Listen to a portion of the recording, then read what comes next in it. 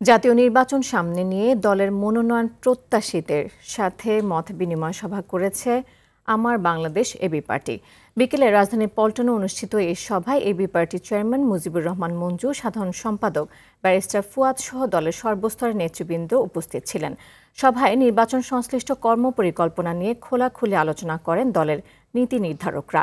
এ সময় দলের চেয়ারম্যান মুজিবুর রহমান মঞ্জু বলেন, ঐক্যমত্যের বাইরে দেশ পুনর্গঠন ও সংস্কার সম্ভব নয়। তিনি আরও বলেন, রাষ্ট্র পুনর্গঠনের আকাঙ্ক্ষা সামনে রেখেই জোট গঠনের দিকে নজর দিতে হবে। সভায় মনোনয়ন প্রত্যাশীদের কাছে নির্বাচনী প্রচারণা বিষয়ক নানা পরামর্শ তুলে ধরেন দলের সাধারণ সম্পাদক ব্যারিস্টার আসাদুজ্জামান ফুয়াদ। রাষ্ট্রকে নিয়ে